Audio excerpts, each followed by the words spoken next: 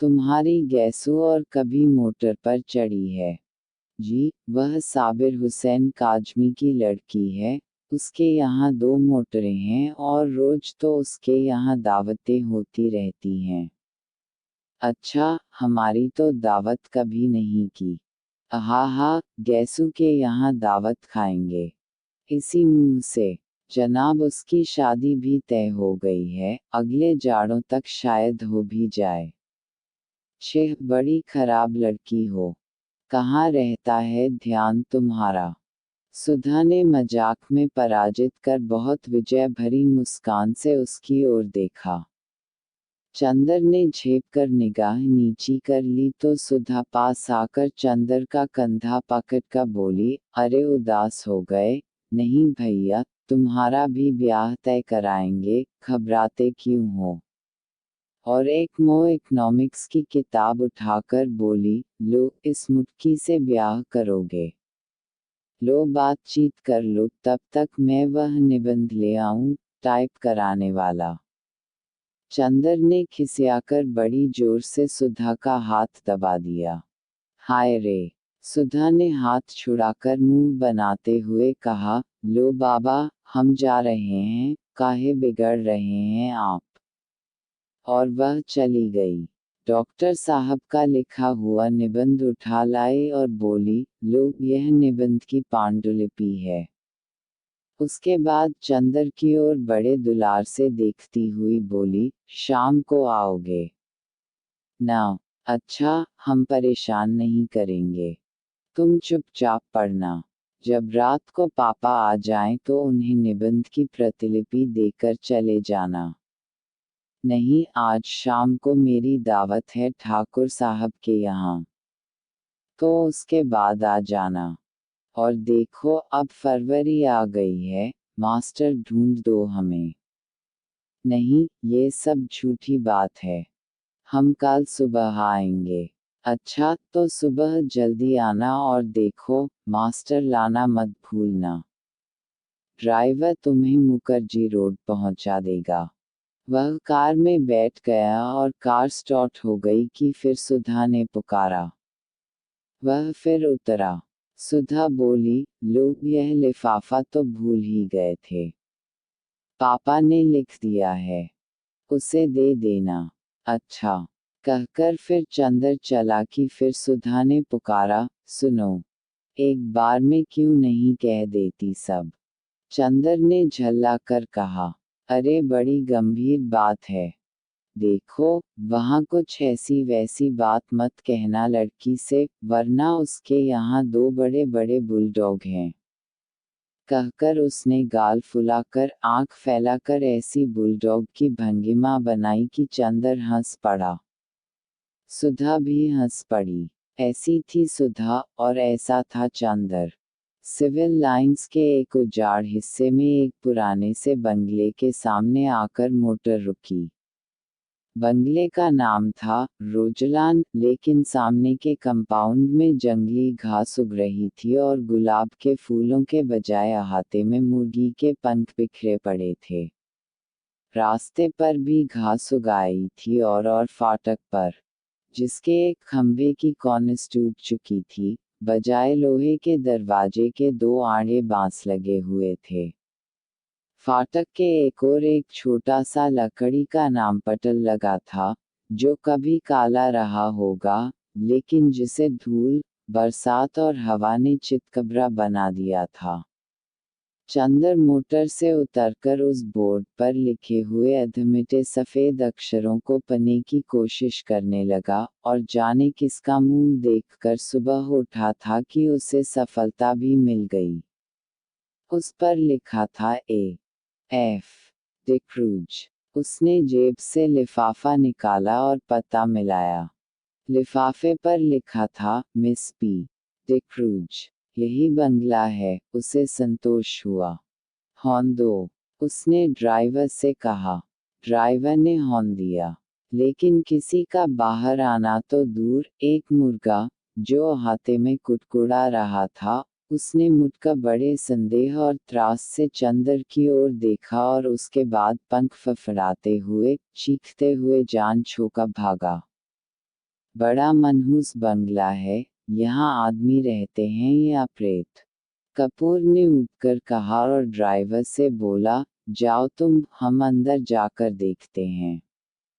अच्छा हुजूर, सुधा बीबी से क्या कह देंगे?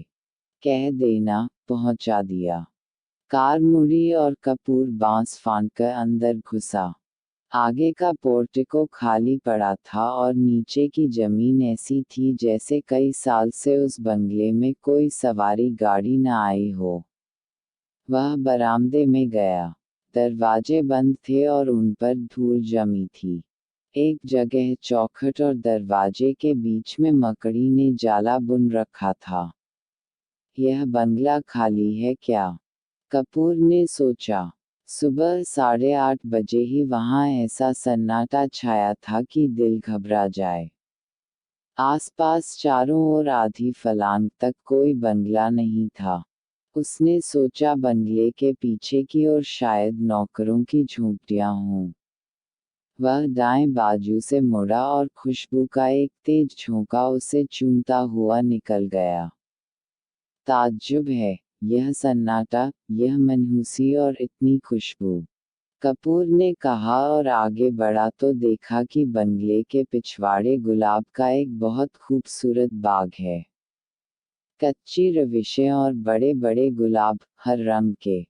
वह सचमुच रोजलान था। वह बाग में पहुंचा। उधर से भी बंगले के दरवाजे बंद थे। उसने खटखटाया लेकिन कोई जवाब नहीं मिला। वह बाग में घुसा कि शायद कोई माली काम कर रहा हो। बीच बीच में ऊंचे ऊंचे जंगली चमेली के झाड़ थे और कहीं कहीं लोहे की छड़ों के कटघरे। बेगमबेलिया भी फूल रही थी लेकिन चारों ओर एक अजब सा सन्नाटा था और हर फूल पर किसी खामोशी के फरिश्ते की छां थी। फूलों में रंग था, हवा में ताजगी थी, पेड़ों में हरियाली थी, झोंकों में खुशबू थी, लेकिन फिर भी सारा बाग एक ऐसे सितारों का गुलदस्ता लग रहा था जिनकी चमक, जिनकी रोशनी और जिनकी ऊंचाई लुट चुकी हो। लगता था जैसे बाग का मालिक मौसमी रंगीनी भूल चुका हो, क्योंकि नेस्टरशियम या स्वीटपी या फ्लाक्स, कोई भी मौसमी फूल न था, सिर्फ गुलाब थे और जंगली चमेली थी और बेगमबेलिया थी जो सालों पहले बोए गए थे। उसके बाद उन्हीं की काट छांट पर बाग चल रहा था। बागबानी में कोई नवीनता और मौसम का उल्लास न था। चंदर फूलों का बेहद शौकीन था। सुबह घूमने के लिए उसने दरिया किनारे के बजाय अल्फ्रेड पार्क चुना था क्योंकि पानी की लहरों के बजाय उसे फूलों के बाग के रंग और सौरभ की लहरों से बेहद प्यार था। और उसे दूसरा शौक था कि फूलों के पौधों के पास से गुजरते हुए हर फूल को समझने की कोशिश करना। अपनी नाजुक टहनियों पर हंसते मुस्कुराते हुए ये फूल जैसे अपने रंगों की बोली में आदमी से जिंदगी का जाने कौन सा राज कहना चाहते हैं। और ऐसा लगता है कि जैसे हर फूल के पास अपना व्यक्तिगत संदेश है जिसे वह अपने दिल की पाखुरियों में आहिस्ते से सहेज कर रखे हुए हैं कि कोई सुनने वाला मिले और वह अपनी दास्तां कह जाए। पौधे की ऊपरी फुंगी पर मुस्कुराता हुआ आसमान की तरफ मुंह किए हुए यह गुलाब जो रात भर सितारों की मुस्कुराहट चुपचाप पीता रहा है। यह अपने मोतियों पाखुरियों के होठों से जाने क्यों खिलखिलाता ही जा रहा है। जाने इसे कौन सा रहस्य मिल गया है। और वह एक नीचे वाली टहनी में आधा झुका हुआ गुलाब, झुकी हुई पलकों सी पाखुरियां और दोहरे मखमली तार सी उसकी डंडी, यह गुलाब जाने क्यों उदास है। और यह दुबली पतली लंबी सी नाजुक कली जो बहुत सावधानी से हरा आंचल लपेटे है और प्रथम ज्ञात यौवना की तरह लाज में जो सिमटी तो सिमटी ही चली जा रही है, लेकिन जिसके यौवन की गुलाबी लपटें साथ हरे पर्दों में से झलकी ही पड़ती हैं, झलकी ही पड़ती हैं। और फारस के शाहजादे जैसा शान से खिला हुआ पीला गुलाब। उस पीले गुलाब के पास आकर चंदर रुक गया और झुककर देखने लगा। कार्तिक पूनों के चांद से झरने वाले अमृत को पीने के लिए व्याकुल किसी सुकुमार, भावुक परी की फैली हुई अंजलि के बराबर बड़ा सा वह फूल जैसे रोशनी बिखेर रहा था। बेगमबेलिया के कुंज से छनकर आने वाली तोतापंखी धूप ने जैसे उस पर धान पान की तरह खुशनुमा हरियाली बिखेर दी थी। चंदर ने सोचा उसे तोड़ लें, लेकिन हिम्मत न पड़ी। वह झुका कि उसे सूंघ ही लें। सूंघने के इरादे से उसने हाथ बढ़ाया ही था कि किसी ने पीछे से गरजकर कहा, "Here you are, I have caught red-handed today." यह तुम हो, आज तुम्हें मौके पर पकड़ पाया हूँ। और उसके बाद किसी ने अपने दोनों हाथों में जकड़ लिया और उसकी गर्दन पर सवार हो गया। वह उछल पड़ा और अपने को छुड़ाने की कोशिश करने लगा। पहले तो वह कुछ समझ नहीं पाया। अजब रहस्यमय है यह बंगला। एक अव्यक्त भय और एक सिहरन में उसके हाथ पांव ढीले हो गए। लेकिन उसने हिम्मत करके अपना एक हाथ छुड़ा लिया और मुड़कर देखा तो एक बहुत कमजोर, बीमार सा पीली आंखों वाला गोरा उसे पकड़े हुए था। चंदर के दूसरे हाथ को फिर पकड़ने की कोशिश करता हुआ वह हांफता हुआ बोला, अंग्रेजी में, रोज रोज यहाँ से फूल गायब होते थे। मैं कहता था कौन ले जाता है। हो हो, वह हांफता जा रहा था, आज मैंने पकड़ा तुम्हें। रोज चुपके से चले जाते थे। वह चंदर को कसकर पकड़े था, लेकिन उस बीमार गोरे की सांस जैसे छूटी जा रही थी। चंदर ने उसे झटका देकर धकेल दिया और डांटकर बोला, क्या मतलब है तुम्हारा? पागल है क्या? खबरदार जो हाथ बढ़ाया, अभी ढेर कर दूंगा तुझे। गोरा सुअर। और उसने अपनी आस्तीनें चढ़ाईं। वह धक्के से गिर गया था, धूल झाड़ते उठ बैठा और बड़ी ही रोनी आवाज में बोला, कितना जुल्म है, कितना जुल्म है। मेरे फूल भी तुम चुरा ले गए और मुझे इतना हक भी नहीं कि तुम्हें धमकाऊं। अब तुम मुझसे लड़ोगे। तुम जवान हो, मैं बूढ़ा हूँ। हाय रे मैं। और सचमुच वह जैसे रोने लगा हो। चंदर ने उसका रोना देखा और उसका सारा गुस्सा हवा हो गया और हंसी रोककर बोला, गलत फहमी है, जनाब। मैं बहुत दूर रहता हूँ। मैं चिट्ठी लेकर मिस डिक्रूज से मिलने आया था।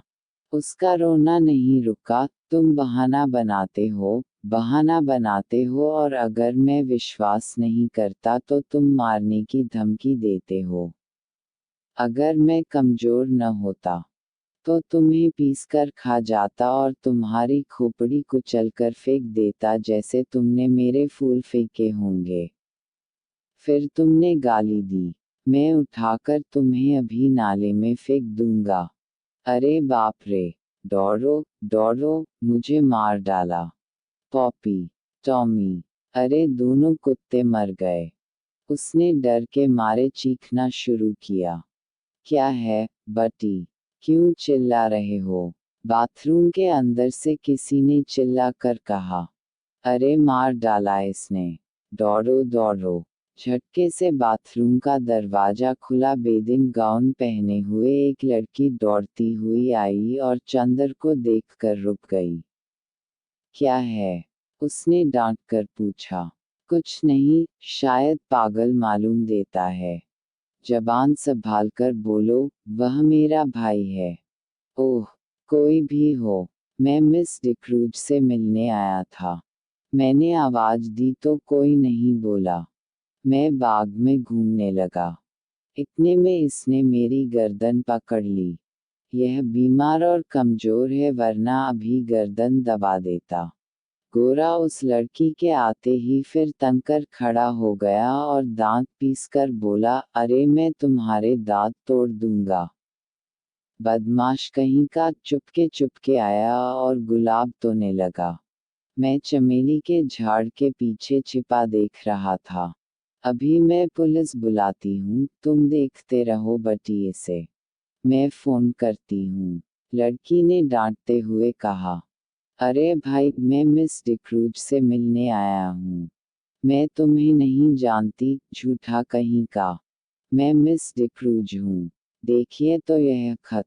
लड़की ने खत खोला और पढ़ा और एकदम उसने आवाज बदल दी। छे बटी, तुम किसी दिन पागल खाने जाओगे। आपको डॉक्टर शुक्ला ने भेजा है। तुम तो मुझे बदनाम करा डालोगे। उसकी शक्ल और भी रोनी हो गई। मैं नहीं जानता था, मैं जानता नहीं था। उसने और भी घबराकर कहा। माफ कीजिएगा। लड़की ने बड़े मीठे स्वर में साफ हिंदुस्तानी में कहा, मेरे भाई का दिमाग जरा ठीक नहीं रहता, जब से इनकी पत्नी की मौत हो गई। इसका मतलब ये नहीं कि ये किसी भले आदमी की इज्जत उतार लें। चंदर ने बिगड़ कर कहा। देखिए, बुरा मत मानिए। मैं इनकी ओर से माफी मांगती हूँ। आइए अंदर चलिए। उसने चंदर का हाथ पकड़ लिया। उसका हाथ बेहद ठंडा था। वह नहाकर आ रही थी। उसके हाथ के उस तुषार स्पर्श से चंदर सिहर उठा और उसने हाथ झटक कर कहा, अफसोस, आपका हाथ तो बर्फ है। लड़की चौंक गई। वह सद्य स्नाता सहसा सचेत हो गई और बोली, अरे शैतान तुम्हें ले जाए, बटी। तुम्हारे पीछे मैं बेदिन गाउन में भाग आई। और बेदिन गाउन के दोनों काला पकड़कर उसने अपनी खुली गर्दन ढंकने का प्रयास किया और फिर अपनी पोशाक पर लज्जित होकर भागी। अभी तक गुस्से के मारे चंदर ने उस पर ध्यान ही नहीं दिया था। लेकिन उसने देखा कि वह 23 बरस की दुबली पतली तरुणी है। लहराता हुआ बदन, गले तक कटे हुए बाल। एंग्लो इंडियन होने के बावजूद गोरी नहीं है। चाय की तरह वह हल्की, पतली, भूरी और तुर्श थी। भागते वक्त ऐसी लग रही थी जैसे छलकती हुई चाय। इतने में वह गोरा उठा और चंदर का कंधा छूकर बोला, माफ करना, भाई। उससे मेरी शिकायत मत करना। असल में यह गुलाब मेरी मृत पत्नी की यादगार हैं। जब इनका पहला पेड़ आया था तब मैं इतना ही जवान था जितने तुम, और मेरी पत्नी उतनी ही अच्छी थी जितनी पम्मी। कौन पम्मी? यह मेरी बहन प्रमिला डिक्रूज। ओह, कब मरी आपकी पत्नी? आय माफ कीजिएगा, मुझे भी मालूम नहीं था। हाँ, मैं बड़ा अभागा हूँ। मेरा दिमाग कुछ खराब है, देखिए। कहकर उसने झुककर अपनी खोपड़ी चंदर के सामने कर दी और बहुत गिड़गिड़ा कर बोला, पता नहीं कौन मेरे फूल चुरा ले जाता है। अपनी पत्नी की मृत्यु के बाद 5 साल से मैं इन फूलों को संभाल रहा हूँ। हाय रे, मैं जाए, पम्मी बुला रही है। पिछवाड़े के सहन का बीच का दरवाजा खुल गया था और पम्मी कपड़े पहनकर बाहर झांक रही थी। चंदर आगे बढ़ा और गोरा मुड़कर अपने गुलाब और चमेली की झाड़ी में खो गया। चंदर गया और कमरे में पड़े हुए एक सोफा पर बैठ गया। पम्मी टॉयलेट कर चुकी थी और एक हल्की फ्रांसीसी खुशबू से महक रही थी। शैम्पू से धुले हुए रूखे बाल जो मछले पड़ रहे थे। खुशनुमा आसमानी रंग का एक पतला चिपका हुआ झीना ब्लाउज और ब्लाउज पर एक फ्लैनेल का फुल पैंट जिसके 2 गैलिस कमर, छाती और कंधे पर चिपके हुए थे। होठों पर एक हल्की लिपस्टिक की झलक मात्र थी, और गले तक बहुत हल्का पाउडर, जो बहुत नज़दीक से ही मालूम होता था। लंबे नाखूनों पर हल्की गुलाबी पेंट। वह आई, निस्संकोच भाव से उसी सोफे पर कपूर के बगल में बैठ गई और बड़ी मुलायम आवाज में बोली, मुझे बड़ा दुख है, मिस्टर कपूर। आपको बहुत तवालत उठानी पड़ी। चोट तो नहीं आई? नहीं नहीं, कोई बात नहीं। कपूर का सारा गुस्सा हवा हो गया। कोई भी लड़की संकोच भाव से, इतनी अपनायत से सहानुभूति दिखाए और माफी मांगे, तो उसके सामने कौन पानी पानी नहीं हो जाएगा, और फिर वह भी तब जबकि उसके होठों पर न केवल बोली अच्छी लगती हो, वरन लिपस्टिक भी इतनी प्यारी हो। लेकिन चंदर की एक आदत थी, और चाहे कुछ न हो, कम से कम वह यह अच्छी तरह जानता था कि नारी जाति से व्यवहार करते समय कहाँ पर कितनी ढील देनी चाहिए, कितना कसना चाहिए, कब सहानुभूति से उन्हें झुकाया जा सकता है, कब अकड़कर। इस वक्त जानता था कि इस लड़की से वह जितनी सहानुभूति चाहे, ले सकता है, अपने अपमान के हर जाने के तौर पर।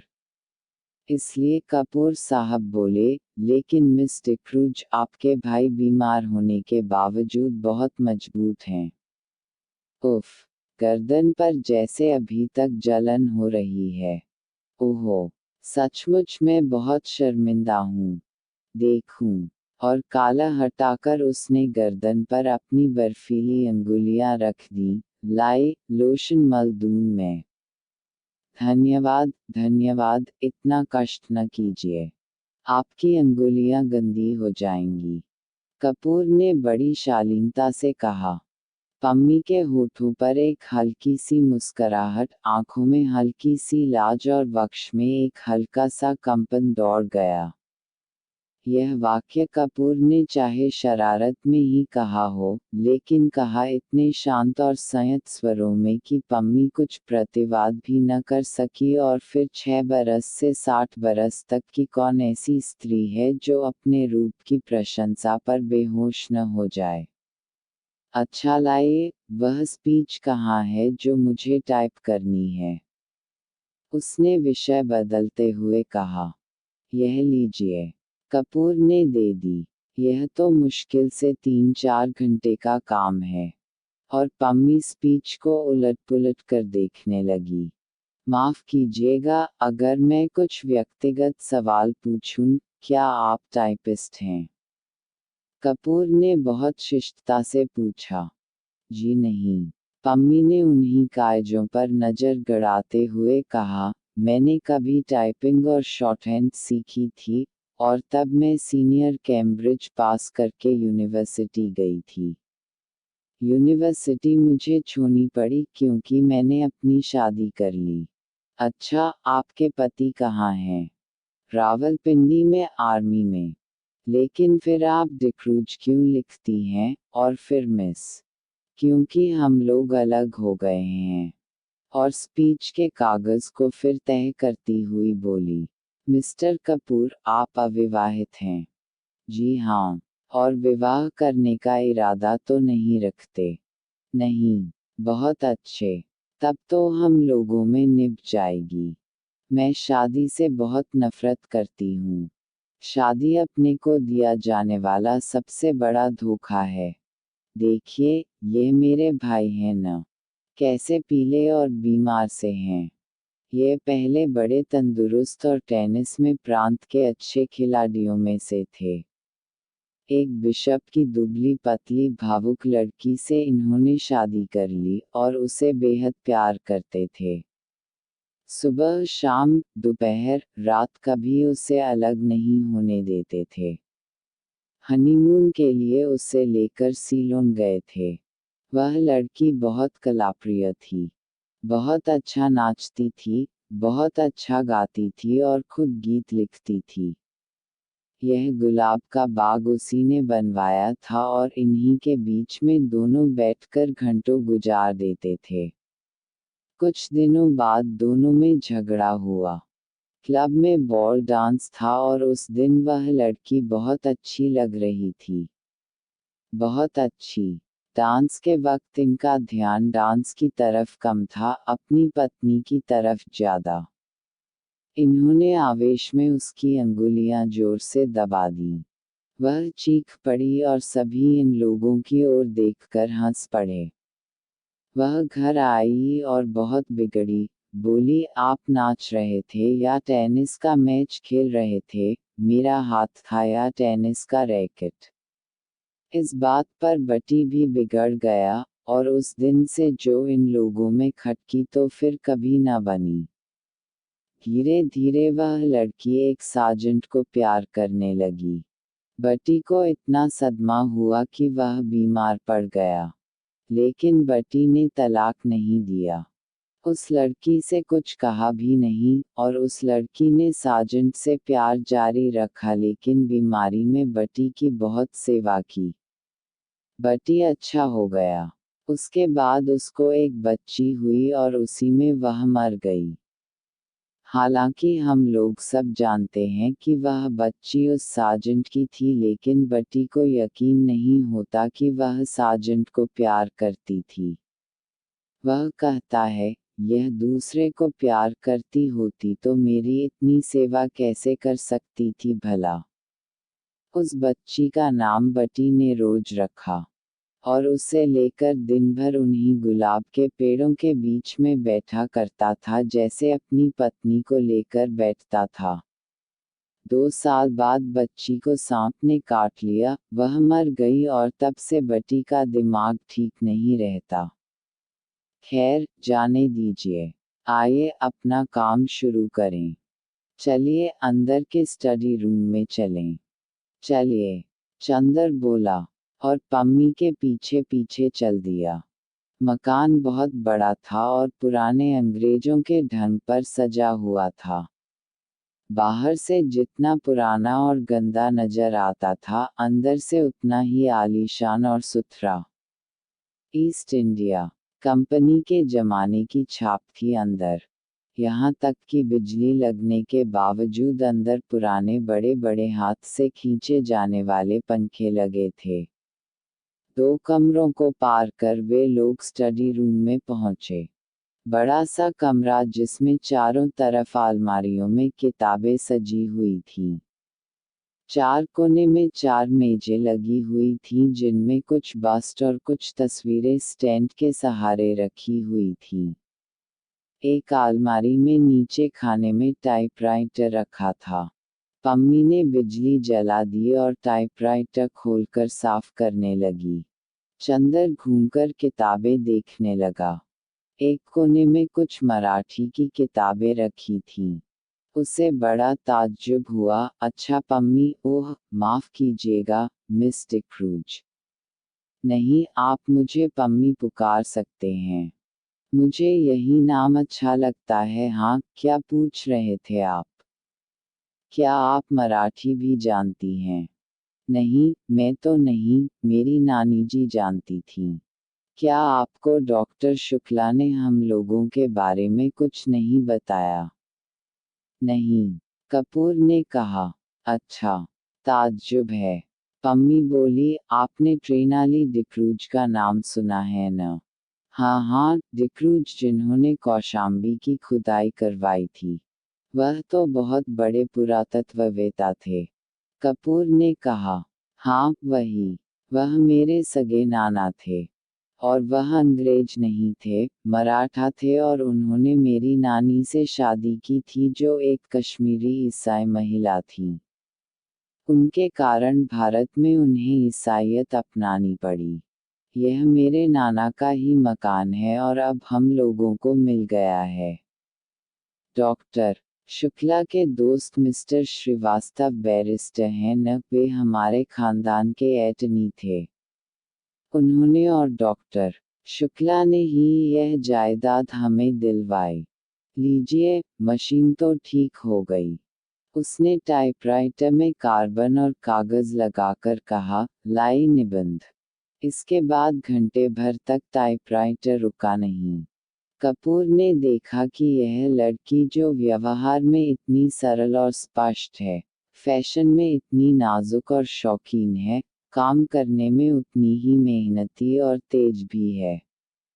उसकी अंगुलियां मशीन की तरह चल रही थीं, और तेज इतनी कि 1 घंटे में उसने लगभग आधी पांडुलिपि टाइप कर डाली थी।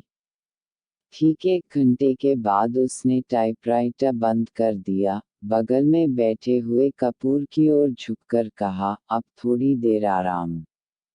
और अपनी अंगुलियां चटखाने के बाद वह कुर्सी खिसकाकर उठी और एक भरपूर अंगड़ाई ली। उसका अंग धनुष की तरह झुक गया। उसके बाद कपूर के कंधे पर बेतकल्लुफी से हाथ रखकर बोली, क्यों, एक प्याला चाय मंगवाई जाए? उद्धरण, मैं तो पी चुका हूँ। लेकिन मुझसे तो काम होने से रहा अब बिना चाय के। पम्मी एक अल्हड़ बच्ची की तरह बोली और अंदर चली गई। कपूर ने टाइप किए हुए कागज उठाए और कलम निकालकर उनकी गलतियां सुधारने लगा। चाय पीकर थोड़ी देर में पम्मी वापस आई और बैठ गई। उसने एक सिगरेट केस कपूर के सामने किया। धन्यवाद, मैं सिगरेट नहीं पीता।